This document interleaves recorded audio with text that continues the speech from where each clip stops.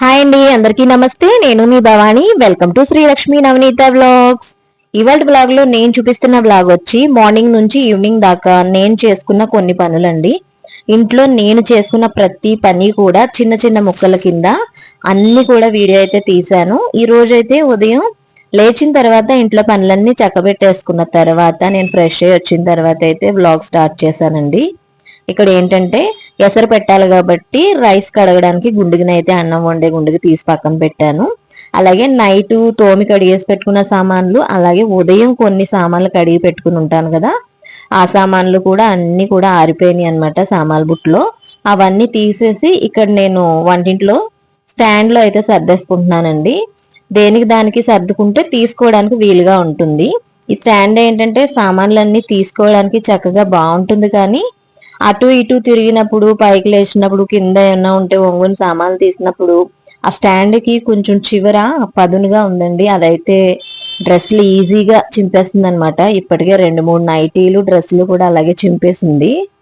అందుకని స్టాండ్ తీసేద్దాం అనిపిస్తుంది. కాకపోతే నాకు వీలుగా మళ్ళీ స్టాండ్ తీసేస్తే సామాన్లు తీసుకోవడానికి ఉండదని చెప్పి మళ్ళీ ఉంచుతున్నాను.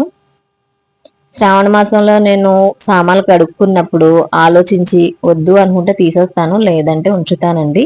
ఇది తీసేసినా మళ్ళీ దేనికి దానికి ఆ స్క్రూలు ఇప్పేసుకుని ఒక పక్కన పెట్టుకోవచ్చు. మనకు కావాల్సినప్పుడు మళ్ళీ స్టాండ్ లాగా ఆ నట్లన్నీ బిగించేసుకుని ఇలా సెట్ చేసుకోవచ్చు అనమాట. అందుకని దీన్ని ఏం చేయాలో అప్పుడు ఆలోచిస్తాను. ఇప్పటికైతే సామాన్లు అయితే సర్దేశానండి వంటింట్లో. ఈ లోపైతే మా వారు కూర తీసుకుని వచ్చారు. ఈ రోజు చికెన్ కర్రీ అనమాట, చికెన్ తెచ్చారు.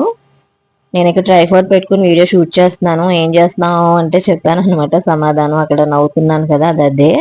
ఇంక ఇక్కడ సామాన్లు అన్ని కూడా ఇలా మొత్తం అన్ని సర్దేశానండి. సర్దేసుకున్న తర్వాత ఇంకా ఎసరికి గుండుకు తీసుకున్నాను కదా, దానిలోకి ఒక గ్లాస్ రైస్ వేసేసుకుని కడిగేసి ఎసరైతే పెట్టేస్తున్నాను. బియ్యం అయితే 1-2 సార్లు శుభ్రంగా కడిగేసుకుని ఇంకా ఎసరికి నీళ్లు పోసి అయితే బియ్యాన్ని అయితే నానబెడుతున్నానండి. ఇక్కడ ఏంటంటే బియ్యం వేసిన తర్వాత చూపిస్తున్నాను. ఇక్కడ నేను ఇటుపక్క ఉన్న కుళాయిలో మామూలుగా రైస్ అయితే కడిగేస్తాను. కడిగిన తర్వాత ఆ పైన ఉన్న కుళాయిలో మంచినీళ్ళు అనమాట, తాగడానికి డ్రింకింగ్ వాటర్ అయితే మోటార్ వేస్తే వస్తుంది. మోటార్ ఆఫ్ చేసినా కూడా నేను వంట చేసుకోవడానికి సరిపడా వాటర్ అయితే ఆ ట్యాప్ లో ఉంటుందండి. అందుకని మోటార్ వేయకుండా ఆ ట్యాప్ లో ఉన్న వాటర్ తోనే నేను వంట చేసేసుకుంటాను, సరిపోతుంది. మాకు చిన్న వంటే కాబట్టి అందులో వచ్చే వాటర్ చక్కగా ఎసరు పెట్టుకుంటాను.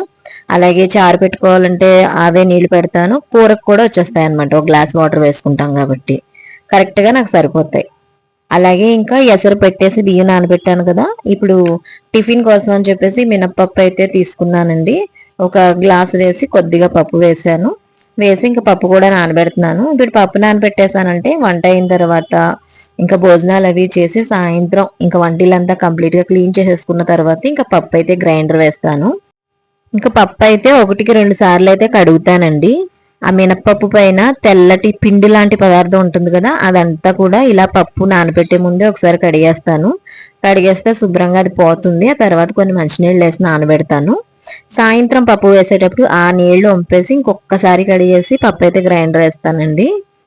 ఇప్పుడైతే 2 సార్లు పప్పు కడిగేసి కొంచెం నీళ్ళు వేసి నానబెట్టేస్తాను కదా, ఈ పప్పు మీద మూత పెట్టేసి ఈ పప్పు గిన్నె అయితే పక్కన పెట్టేస్తాను. మాకు వంటిల్లు చిన్నది కాబట్టి ఏది చేసుకున్నా హాల్లోకి వంటింట్లోకి అటు ఇటు మార్చుకుంటా ఉంటాను అనమాట. అన్ని ఇక్కడే పెడితే ఇరుకైపోతుంది.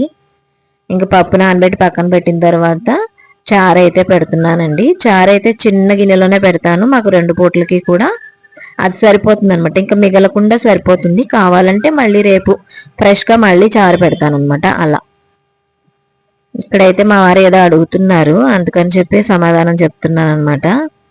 అలాగే ఇంకా చారు పెట్టేసుకుని చారుకి కావాల్సిన ఉప్పు, కారం, పసుపు, చింతపండు, కరివేపాకు అన్ని కూడా వేసేసానండి. వేసేసి ఇంకా స్టవ్ అటుపక్క బియ్యం నానిపోయిన ఎసరికి స్టవ్ వెలిగించాను, ఇటుపక్క చారు కూడా పెట్టేశాను. 2 స్టవ్ల పైన 2 పెట్టేసుకుంటే నేను కూరకి రెడీ చేసుకునే లోపు ఆ 2 అయిపోతాయి అనమాట. ఇంకా 2 చిన్న మంటలు పెట్టేశాను కదా. ఇక్కడ కూరకి ఉల్లిపాయలు అవి తీసుకున్నాను. అక్కడ చారు పెట్టాను కదా, చారులోకి అయితే కొన్ని ఉల్లిపాయ ముక్కలు వేయాలండి, వేయలేదు. ఇప్పుడు కట్ చేశాను కాబట్టి ఇంకా ఉల్లిపాయ ముక్కలు కొన్ని వేస్తాను. చారు మరిగేటప్పుడు కొన్ని వేస్తాను. అలాగే చారు తాలింపులో కూడా కొన్ని వేస్తానండి, బాగుంటుంది చారు టేస్ట్ అయితే. ఇప్పుడు ఇంకా అల్లం కూడా తీసుకుని చెక్కేసుకుని ఉల్లిపాయ పచ్చిమిరపకాయలు అల్లం అన్ని కూడా ఒక్కసారి కడుక్కుని ఇక్కడ పొయ్యి గొట్టు ఒకసారి క్లీన్ చేసుకున్నాను. ఇప్పుడు ఈ పొయ్యి గొట్టు మీదే నేను ఉల్లిపాయ పచ్చిమిరపకాయలు అన్ని కూడా కట్ చేసుకుంటానండి. ఎప్పుడు క్లీన్ గా పెట్టుకుంటాను. సాయంత్రం అయితే ఇక్కడ కూడా సామాన్ల సబ్బు పీస్తో చక్కగా తోమేసుకుంటాను కాబట్టి ఇక్కడ నాకు ఏది ఇబ్బందిగా అనిపించదు. అన్ని ఎప్పటికప్పుడు నీట్గా పెట్టుకుంటాను, ఎక్కడ కూడా చిరాగ్గా ఉండదు. అలాగే కట్ చేసిన ఉల్లిపాయ ముక్కలు కొన్ని చారులో వేసానండి. ఒక పక్క అయితే అన్నం పొంగు వస్తుంది. నేను వంట చేసేటప్పుడు ఏది పెద్ద మంట పెట్టనండి, అన్ని చిన్న మంటే పెడతాను. అందుకని ఏది పొంగిపోకుండా కింద పడిపోకుండా నిదానంగా ఉడుకుతాయి అన్నమాట. నాకు ఇటు పని అవుతుంది, అటు పని అవుతుంది. ఇంకా ఉల్లిపాయ పచ్చిమిరపకాయలు అన్ని కట్ చేసుకున్నానండి. కరివేపాకు కూడా తీసుకున్నాను చారుకిని, అలాగే కూరకు కూడా. ఇంకా ఉల్లిపాయ పచ్చిమిరపకాయలు పక్కన పెట్టేశాను. ఇక్కడ తీసుకున్న అల్లం ముక్క చిన్న ముక్కలుగా కట్ చేసేసుకున్నాను. అలాగే లవంగాలు, యాలకులు, ధనియాలు, జీలకర్ర, గసగసాలు, అలాగే వెల్లుల్లిపాయ రేకులు తీసుకున్నాను చికెన్ కర్రీకి.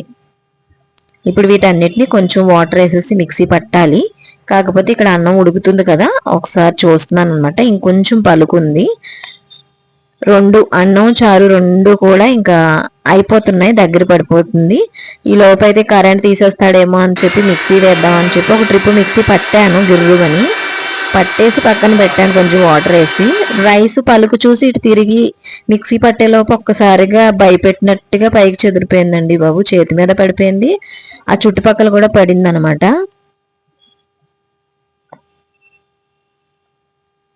ఇప్పుడు మళ్ళీ నాకు అది కూడా పనే.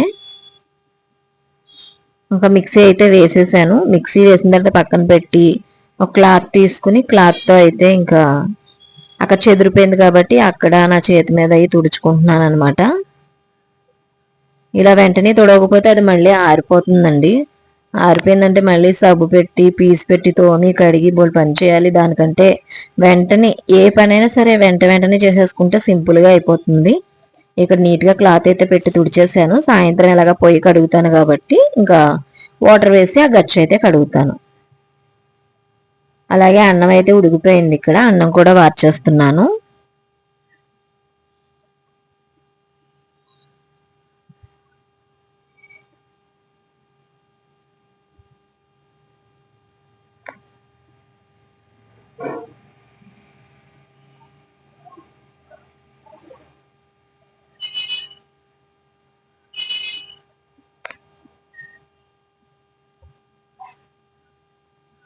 ఇంకా అన్నం వార్చేసి మళ్ళీ గ్యాస్ స్టవ్ పైన పెట్టేశానండి. అలాగే చారు కూడా మరిగిపోయింది. ఇంకా చారు కూడా స్టవ్ ఆఫ్ చేసేసుకుని తాలింపు వేసుకోవాలి. తర్వాత వచ్చి ఇక్కడ మసాలా అయితే మిక్సీ పట్టేశానండి. ఇంకా మసాలా కూడా పక్కన పెట్టేస్తాను. కూర కోసం ఉల్లిపాయ పచ్చిమిరపకాయలు కట్ చేసుకున్నాను. అలాగే కర్రీకి మసాలా వేయాలి కాబట్టి మసాలా కూడా మిక్సీ పట్టేస్తానండి. ఇంకా కరెంటుతో పని అయితే ఇప్పటికి లేదు. ఇప్పుడు ఇంకా చికెన్ కడుక్కొని నిదానంగా కూర అయితే చేస్తాను. చికెన్ కడగడానికి ఒక గిన్నె తీసుకున్నాను, చెప్పాను కదా చికెన్ తీసుకొచ్చారని. ఇప్పుడు ఈ చికెన్ అయితే క్లీన్ చేయాలన్నమాట.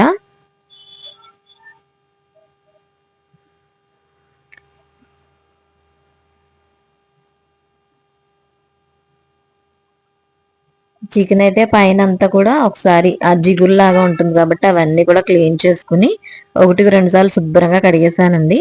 కడిగిన తర్వాత చూపిస్తున్నాను మీకు. ఇక్కడ ఇంకా చికెన్ లోకి రుచికి తగినంత అంటే మనం తినే కారం ఉప్పును బట్టి ఉప్పు, కారం, పసుపు వేసుకోవాలి. వేసుకుని బాగా చికెన్కి పట్టేలాగా ఉప్పు కారం అంతా కూడా బాగా కలిపేసుకోవాలన్నమాట చికెన్కి.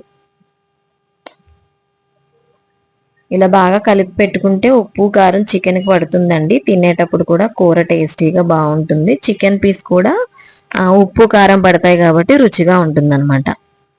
ఇంకా చికెన్ ఉప్పు కారం కలిపేసాను కాబట్టి పక్కన పెట్టేసి ఇప్పుడు స్టవ్ వెలిగించుకుని ఒక బాండీ పెట్టుకుని బాండీ హీట్ అయ్యాక కొద్దిగా ఆయిల్ వేసుకుని చారు అయితే తాలింపు వేసుకున్నానండి. ఇంకా మళ్ళీ వేరే గిన్నె తీయకుండా ఇంక దీనిలోకే తాలింపు వేసేసాను. తాలింపు వేసిన తర్వాత ఈ చారుని వేరే గిన్నెలోకి మార్చేసుకుని మళ్ళీ ఇదే బాండీని ఒక్కసారి కొంచెం వాటర్తో కడిగి మళ్ళీ స్టవ్ పైన పెట్టేసి కూర అయితే చేశానండి. దీనిలోనే ఎక్కువ సామాన్లు వాడేసినా మళ్ళీ అన్ని తోమేటప్పుడు కూడా చాలా టైం పడుతుంది. ఇంక ఇప్పుడు స్టవ్ వెలిగించుకుని అదే బాండీలోకి ముందుగా కట్ చేసుకున్న ఉల్లిపాయ ముక్కలను అయితే నూనె వేసి వేయించుకుంటున్నాను.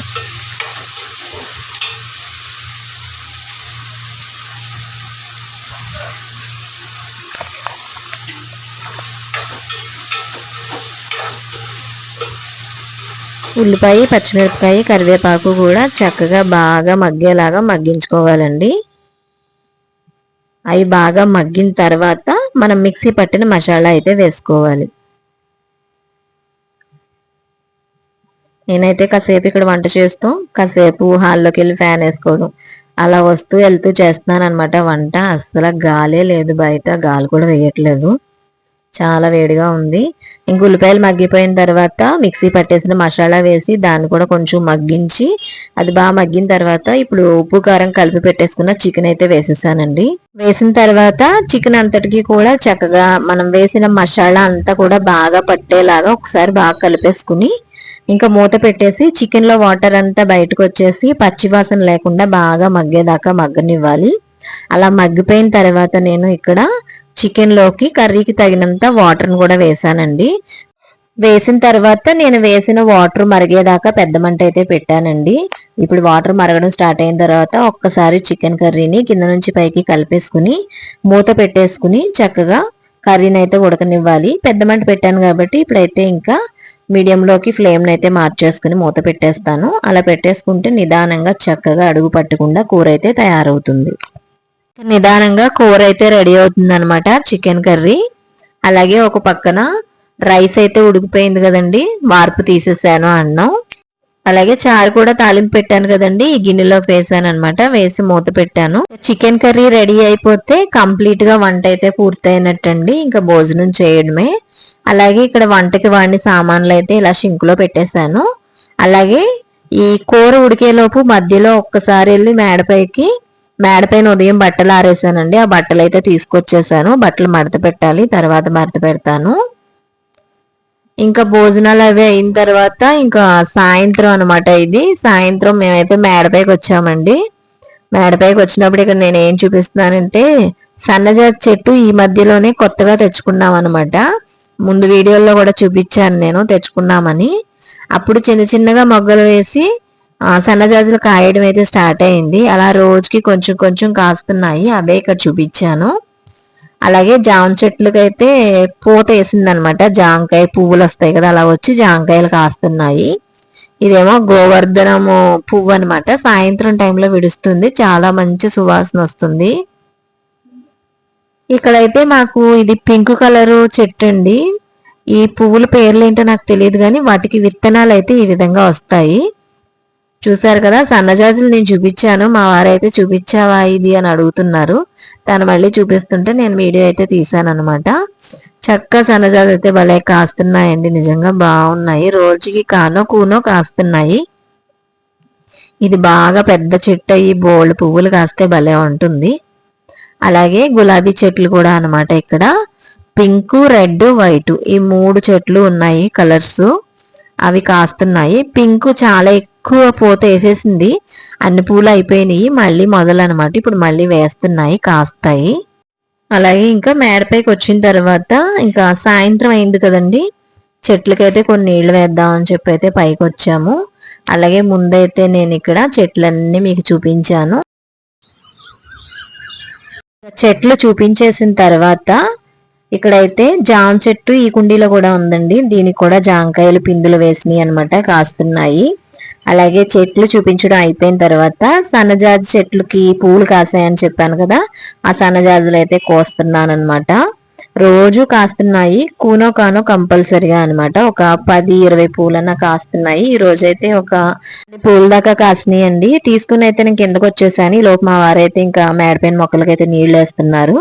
అలాగే నేను కింద నుంచి మేడ మీదకి వెళ్ళి వీడియో తీయడానికి ముందే ఇక్కడ వంటింట్లో సామాన్లు కడిగేసి, షింక్ తోమేసి, పొయ్యి గట్టంతా క్లీన్ చేసి, పొయ్యి కడిగేసి, అలాగే పప్పు ఒకసారి కడిగి నీళ్ళు వేసి పెట్టుకున్నాను. తర్వాత ఇడ్లీ రవ్వ నానబెట్టుకున్నాను. ఇవన్నీ కంప్లీట్ గా చేసేసుకున్న తర్వాత మా వారు మొక్కలకు నీళ్ళు వేయడానికని మేడమే వెళ్తున్నారనమాట. తను కూడా నేను కూడా వచ్చి పైన అయితే చూపించాను మీకు. ఇప్పుడు ఇంకా నేను కిందకు వచ్చేసాను. తను నీళ్ళు అయితే పోసి వస్తారు మేడ మీద నుంచి. ఈ లోపైతే ఇక్కడ నేను మీకు ఇవన్నీ చూపిస్తున్నాను. అలాగే మంచినీళ్ళు కూడా మోటార్ వేసి మంచినీళ్ళు బాటిల్స్ పట్టేశాను. గ్రైండర్ కడిగి పెట్టేసుకున్నాను కాబట్టి ఇంకా పప్పు అయితే గ్రైండర్ వేసేస్తానండి. ఇప్పుడు ఇడ్లీ పిండి వేస్తున్నాను ఈరోజైతే. మా ఇంట్లో ఎక్కువ ఏంటంటే ఇడ్లీ, మినపట్టు, దోశ అనమాట. ఆ తర్వాత ఏదైనా టిఫిన్ వేసుకుంటాము.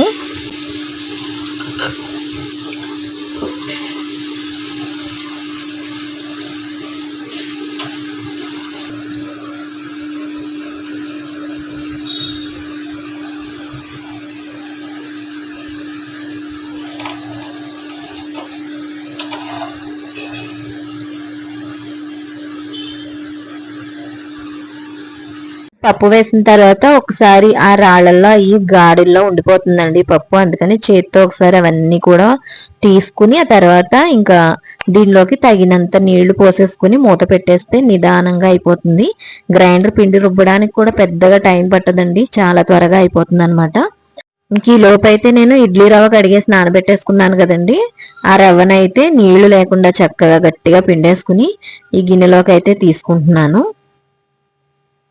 ఇడ్లీ రవ్వ కడిగి నానబెట్టేసుకుని ఆ ఇడ్లీ పిండిలో కలుపుకుంటే ఇడ్లీ అనేది చాలా సాఫ్ట్ గా వస్తాయి, బాగుంటాయి.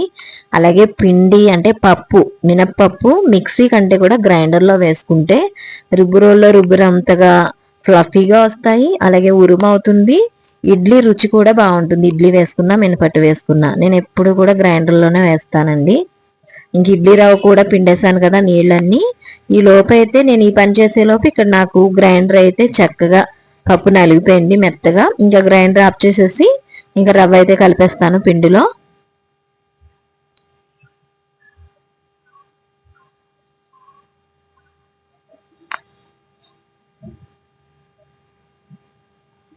చూసారు కదా పిండి అనేది చాలా బాగా ఫ్లఫీగా బాగా ఉరువైంది అనమాట. ఇప్పుడు నేను ఇడ్లీని ఒక నీళ్లు పిండేసి రెడీగా పెట్టుకున్న రవ్వని ఈ మినప్పిండిలోకి వేసేసానండి. వేసి ఒక్కసారి ఈ గ్రైండర్ తిప్పుతాను కదా ఈ గిన్నెలోనే వేసేసి కలిపేస్తాను. పిండి విడివిడిగా కలిపితే చిన్న చిన్న గిన్నెల్లో అటు ఇటు కలిపితే రవ్వ ఎక్కువ పిండి తక్కువ అన్నట్టు ఉంటుంది. అందుకని ఇందులోనే వేసి మొత్తం అంతా కలిపిన తర్వాత వేరే గిన్నెలోకి తీసుకుంటాను నేను. చూసారు కదా ఇలా గిన్నెలోకి తీసేసాను. పిండి తీసి మూత పెట్టేశాను. అలాగే గ్రైండర్ కూడా ఒకసారి స్పాంజ్ వేప్తో తుడిచేసి కింద పెట్టేశానండి. అలాగే ఈ మధ్యలో గిన్నె రాళ్ళు కూడా శుభ్రంగా నీళ్లతో కడిగేసి పైన పెట్టాను. ఆరిపోయిన తర్వాత దాన్ని కూడా పక్కన సర్దేస్తాను. అలాగే సామాన్ల బుట్టలో సామాన్లు కడిగేసిన బుట్ట గ్రైండర్ వేయడం కోసం హాల్లో పెట్టాను. ఇంకా వంటింట్లో నా పని కంప్లీట్ అయిన తర్వాత సామాన్ల బుట్ట అయితే తీసుకొచ్చి గ్యాస్ బెల్ మీద పెట్టేశానండి. ఇప్పుడైతే ఇంకా మధ్యాహ్నం బట్టలు తీసుకొచ్చాను కదా ఆ బట్టలు అయితే మడత పెడుతున్నాను. మళ్ళీ ఇలా వదిలేసామంటే ఇంకా బద్ధకం వచ్చేస్తుంది కాసేపు ఉంటే. ఎందుకంటే కొన్ని నీళ్ళు స్నానం చేసి వచ్చి ఫ్రెష్ అయ్యాము అంటే ప్రశాంతంగా అనిపిస్తుందేమో, ఇంకా తర్వాత మడత పెడదాంలే అన్నట్టుగా బద్ధకం వచ్చేస్తుంది. అందుకని ఇంక ఇప్పుడే ఇంక బట్టలు కూడా మడత పెట్టేస్తున్నాను. బట్టలు మడత పెట్టేసి లోపల సర్దేసుకుంటే కూర ఉంది. ఇంకా రైస్ అయితే బియ్యం కడిగేసి నానబెట్టి ఆ తర్వాత నేనైతే ఫ్రెష్ అయ్యి వస్తానన్నమాట. ఇంతేనండి, చూసారు కదా ఇవాల్టి వ్లాగ్. మీకు నచ్చితే తప్పకుండా ఒక లైక్ చేసి మీ ఫ్రెండ్స్ కి రిలేటివ్స్ కి షేర్ చేయడం మర్చిపోకండి. అలాగే మన ఛానల్ ఎవరైనా మొదటిసారి చూస్తున్నట్టయితే తప్పకుండా మన ఛానల్లోకి వెళ్ళి వీడియోస్ అన్ని చూడండి. నచ్చితే మన ఛానల్ ని సబ్స్క్రైబ్ చేసుకోండి. సబ్స్క్రైబ్ చేసుకోవడం వల్ల నేను చేసే ప్రతి వీడియో నోటిఫికేషన్ మీ దాకా వస్తుందన్నమాట. తప్పకుండా సబ్స్క్రైబ్ చేసుకోండి. అలాగే బట్టలు మడత పెట్టడం అయిపోయిన తర్వాత ఇక్కడ పిండి రుబ్బాను కదా పిండి కూడా ఫ్రిడ్జ్ లో పెట్టేశానండి. Thank you for watching.